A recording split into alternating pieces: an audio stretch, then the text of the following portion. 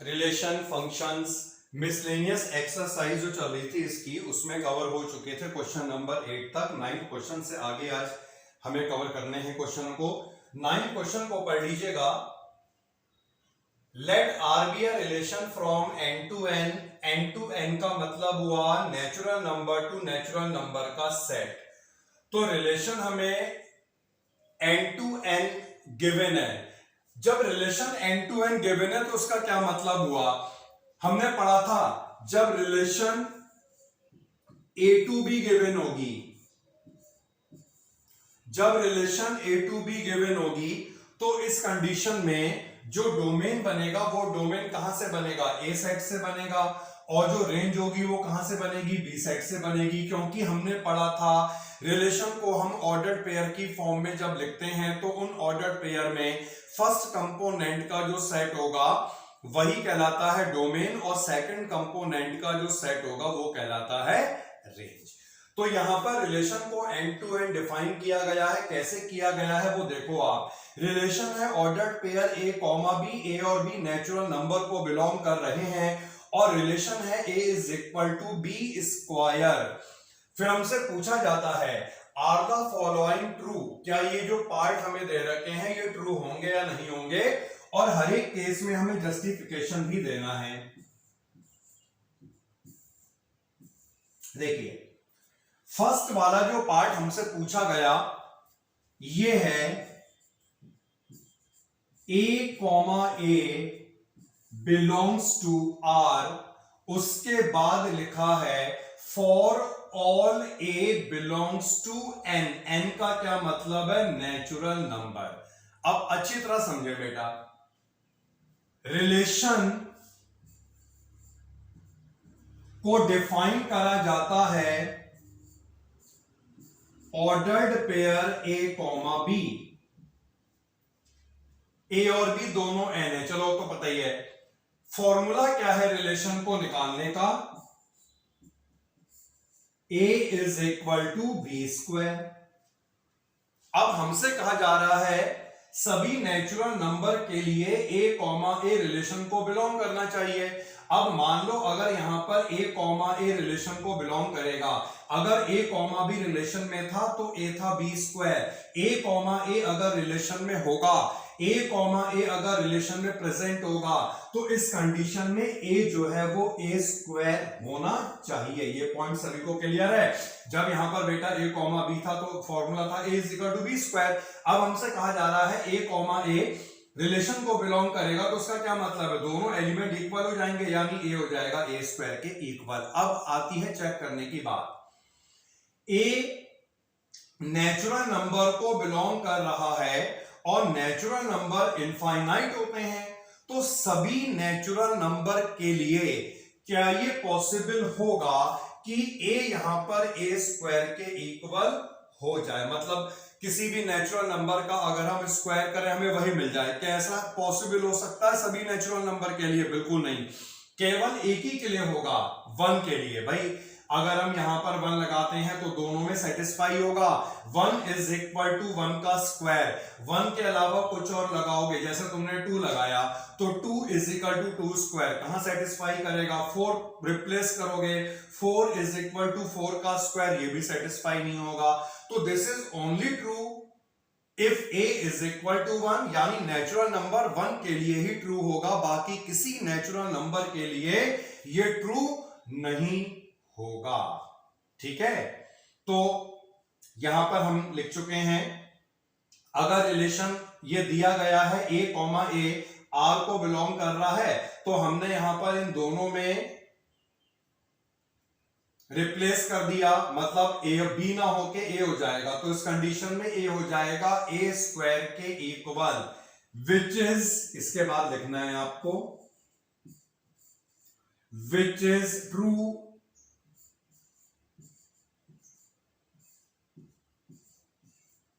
For only A is equal to 1।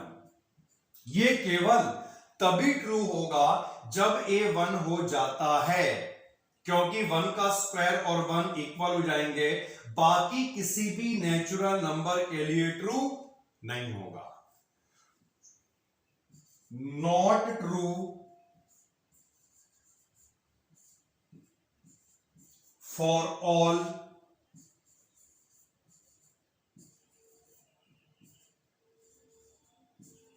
Natural numbers. तो इसका क्या मतलब है, हमसे पूछा गया था कि क्या ये ट्रू होगा कि ये रिलेशन को बिलोंग करे, तो आंसर क्या हो गया, not true.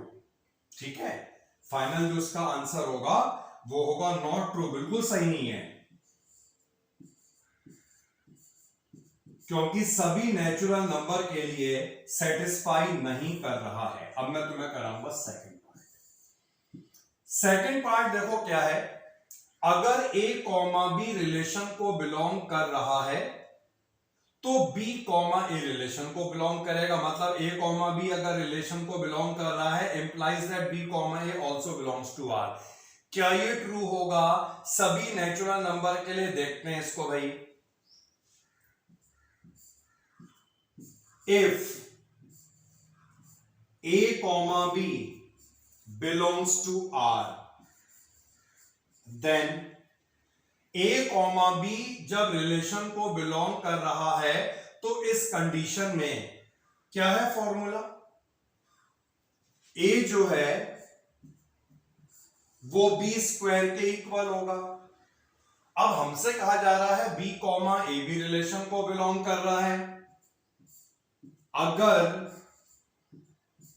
b comma A relation को बिलोंग कर रहा है तो इस कंडीशन में क्या होना चाहिए, b ए स्क्वायर के इक्वल होना चाहिए। ये पॉइंट क्लियर हुआ बेटा? a कॉमा बी रिलेशन को बिलोंग कर रहा है, इसकी कंडीशन यही तो है कि ए बी स्क्वायर होगा। अगर b कॉमा ए रिलेशन को बिलोंग करेगा तो उसका क्या मतलब है, a और b इंटरचेंज हो गए, यानी यहां पे a की जगह b आ गया, b की जगह a आ गया। तो ये बताइए कि अगर a b स्क्वायर है तो इस कंडीशन में क्या b a स्क्वायर हो जाएगा? अगर a b स्क्वायर होता है तो इस कंडीशन में क्या b a स्क्वायर हो जाएगा? अगर ये दोनों कंडीशन ट्रू है तो मान सकते हैं कि ये अगर रिलेशन को बिलोंग कर रहा है तो ये भी रिलेशन को बिलोंग करेगा, और अगर यही कंडीशन ट्रू नहीं हुई तो इसका क्या मतलब है, रिलेशन को बिलोंग नहीं करेगा। हो गया पॉइंट क्लियर? तो ये भी हो जाएगा नॉट ट्रू, क्योंकि a अगर b स्क्वायर है तो उस कंडीशन में b a स्क्वायर नहीं होगा। b कितना होगा, यहां से देखो, अगर b की वैल्यू निकाली जाए तो कितनी होगी, रूट a होनी चाहिए। So not true.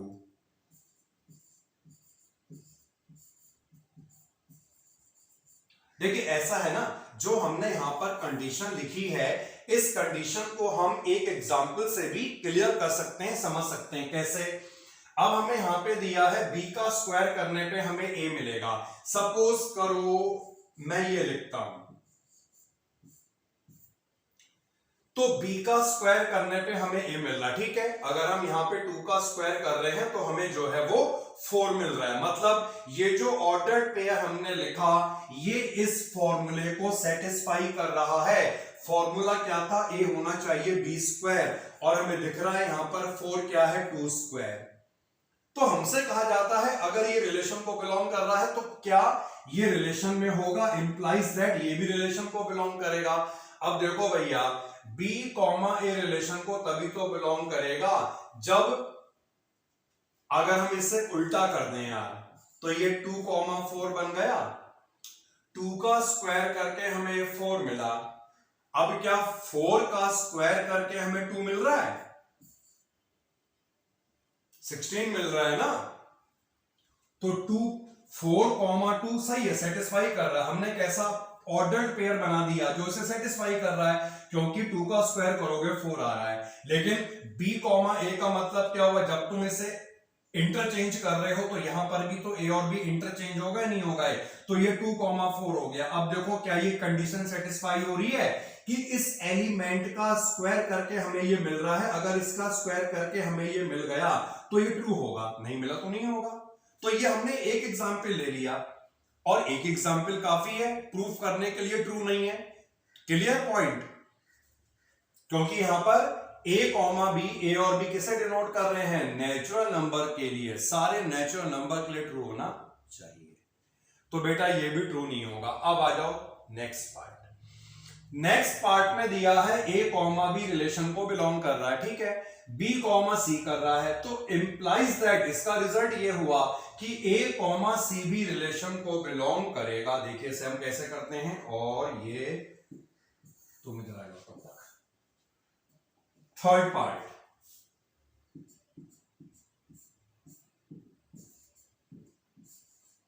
A comma B relation को बिलोंग करता है, तो इसका मतलब क्या हुआ? A is equal to B square, B comma C relation को बिलोंग करता है, तो इसका क्या मतलब हुआ? बी इज इक्वल टू,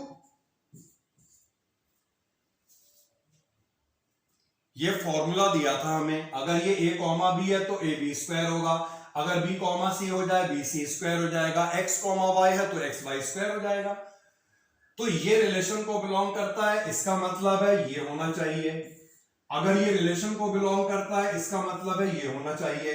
हमसे क्या पूछा गया कि ए कॉमा सी रिलेशन को बिलोंग करेगा, मतलब ये दोनों अगर आर को बिलोंग कर रहे हैं, इसका रिजल्ट ये हुआ कि ए कॉमा सी भी रिलेशन को बिलोंग करना चाहिए। अब बेटा ये बताओ, अगर ए कॉमा सी रिलेशन को बिलोंग कर रहा है, तो इस कंडीशन में ए कितना होना चाहिए? यही होना चाहिए। ये बताओ ये कैसे हुआ? फॉर्मूला ये तो था, अगर यहां पे ए बी है तो ए बी स्क्वायर हो जाएगा, अगर ये एक्स वाई है तो एक्स वाई स्क्वायर लिखोगे, अगर यहां पे अल्फा बीटा होता तो alpha is equal to beta square लिखते। तो बी, तो हमसे कहा गया ए कॉमा सी रिलेशन को बिलोंग करेगा, इसका रिजल्ट ये हुआ। अगर ए कॉमा सी रिलेशन को बिलोंग करेगा तो ए सी स्क्वायर आना चाहिए, ठीक है। तो इन दोनों इक्वेशन को सॉल्व करके देख लेते हैं ये आ रहा नहीं आ रहा है। इसके लिए क्या करना है भैया हमें बताओ। ये दिख रही है बी की वैल्यू सी स्क्वायर, इसे ऊपर लगा दो, तो यहां पर हम इस बी की जगह सी स्क्वायर लगाएंगे और इसका भी स्क्वायर हो जाएगा। इसे सॉल्व करके आएगा a is equal to C की पावर 4, जबकि a कॉमा सी का मतलब a is equal to C square है, और सॉल्व करके रिजल्ट आ रहा है a is equal to C की पावर 4। तो उसका क्या मतलब है? ये वाली कंडीशन भी ट्रू नहीं होगी, therefore this condition is also not true. Clear और नॉट? तो ये है सही। देखो थर्ड वाले पार्ट में क्या था, a कॉमा बी रिलेशन को बिलोंग करेगा, ए कॉमा बी रिलेशन को बिलोंग करेगा, इससे रिजल्ट निकल रहा है ए बी स्क्वायर है। बी कॉमा सी रिलेशन को बिलोंग कर रहा है, इससे रिजल्ट निकला बी सी स्क्वायर। अब हमें ये चेक करना है कि ए कॉमा सी रिलेशन को बिलोंग करेगा नहीं करेगा। ए कॉमा सी रिलेशन को तभी बिलोंग करेगा जब ए आना चाहिए सी स्क्वायर।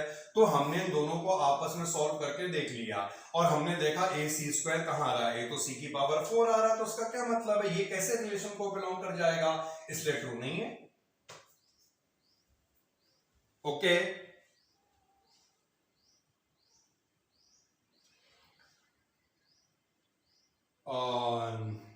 अभी बताएंगे। तो इसके बाद देखिएगा ये क्वेश्चन नंबर हमें मिला है, क्वेश्चन नंबर 10 और एक सिंपल सा यहां पर क्वेश्चन है ये वाला, और ये क्या है देखिए, लेट ए, इसके एलिमेंट है 1 2 3 4, उसके बाद दिया है बी, इसके एलिमेंट 1 5 9 एंड सो ऑन। फिर फंक्शन यहां पर ऑर्डर्ड पेयर की फॉर्म में दिया हुआ है। जब भी फंक्शन ऑर्डर्ड पेयर की फॉर्म में दिया होता है तो पहला वाला क्या डिनोट करता है? डोमेन को। दूसरा वाला क्या डिनोट करता है? रेंज को। पूछा जाता है हमसे, are the following true, is F is a relation from A to B, क्या एफ ए से बी तक एक रिलेशन होगा? सेकंड पार्ट में पूछा जाता है क्या एफ ए से बी तक एक फंक्शन होगा? जस्टिफाई करना है हमें आंसर को, अभी करेंगे जस्टिफाई। अब बेटा जो यहां पर फंक्शन दिया हुआ है इसे ढंग से देखो, 1 की इमेज 5, 2 की इमेज 9, 2 की इमेज 11, तो भाई ऐसा कैसे हो गया? यहां पर एक एलिमेंट 2 है और इस 2 एलिमेंट के लिए दो अलग अलग इमेज कैसे बन सकती हैं? एक ही एलिमेंट की दो अलग अलग वैल्यू कैसे आ सकती हैं? तो इसका क्या मतलब है? फंक्शन तो बिल्कुल नहीं होगा, यानी क्या होगा? रिलेशन होगा। क्लियर? तो लिखो, कैसे समझ में तो आ गया, कैसे लिखना वो समझेंगे। Element element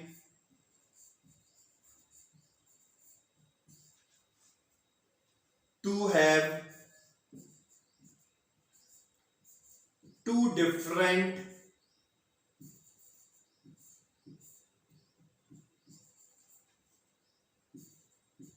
images, that is not possible.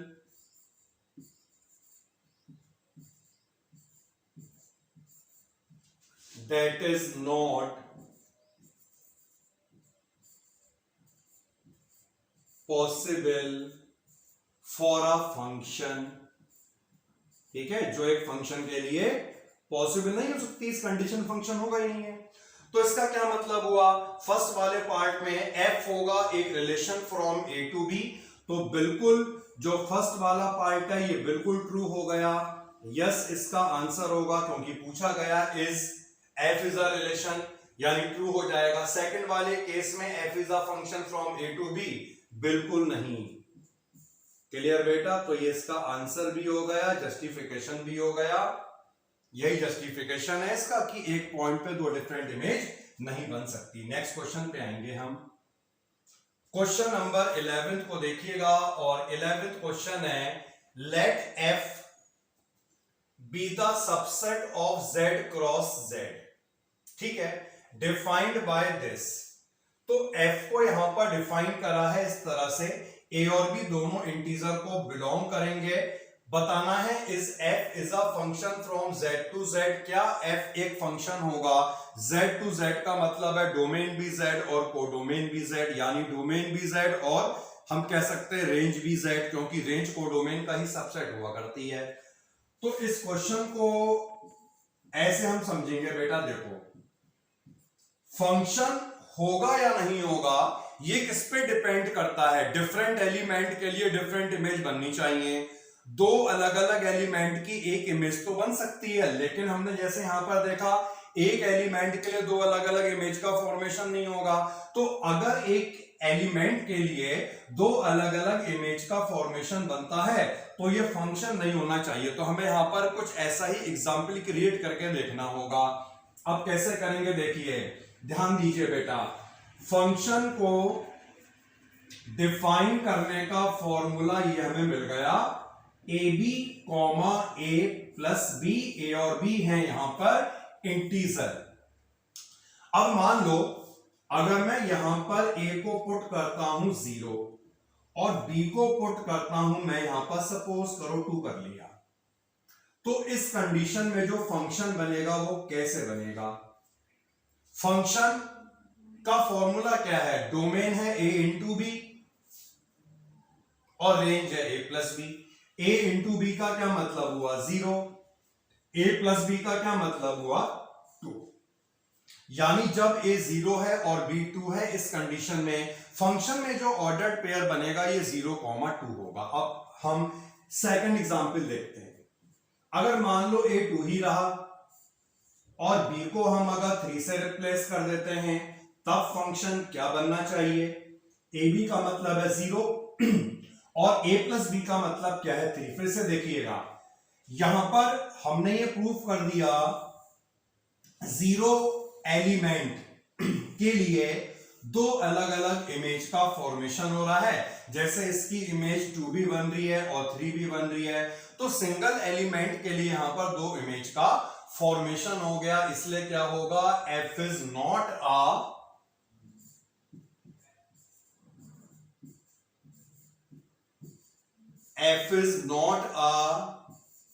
Function.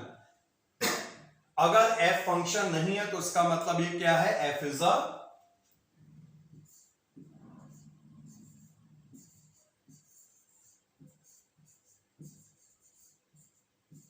Relation. Question number next last question है हमारा एनसीईआरटी का। A set we are given function defined from A to N. A का मतलब तो ये सेट हो गया और एन का मतलब नेचुरल नंबर हो गया। फंक्शन को कैसे डिफाइन करते हैं? हाईएस्ट प्राइम, अगर ये एफ एन है तो इसका मतलब है highest prime factor of N, find the range of F, find the range of F. Solution of question number 12।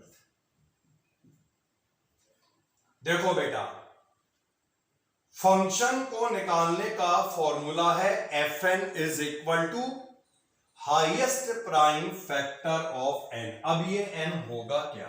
हमें मालूम है फंक्शन को किस पे डिफाइन करा जाता है? डोमेन पर। यहां पर फंक्शन का डोमेन क्या है? ए। ए सेट के एलिमेंट क्या है? 9, 10, 11, 12, 13। तो कहने का मतलब ये हुआ रेंज यानी फंक्शन की वैल्यू डोमेन पे निकलती है। डोमेन यहां पर ए सेट है, तो ए सेट के जितने भी एलिमेंट हैं इन सभी एलिमेंट को लगाकर फंक्शन की वैल्यू को निकाल दिया जाए, यही फंक्शन की रेंज को डिनोट करेंगे। कैसे? देखिए, ये फॉर्मूला है। सबसे पहले मैंने यहां पे क्या करा? 9 लगाया, फंक्शन एट 9। अब बेटा यहां पर अगर ये एफ एन था तो इसका क्या मतलब था? Highest prime factor of N. अगर यहां पर ये एन एफ 9 आ गया तो इसका क्या मतलब हो जाएगा? हाईएस्ट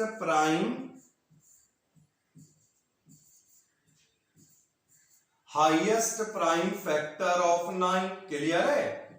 अब 9 का हाईएस्ट प्राइम फैक्टर क्या होगा? 9 का बड़े से बड़ा प्राइम फैक्टर क्या होता है?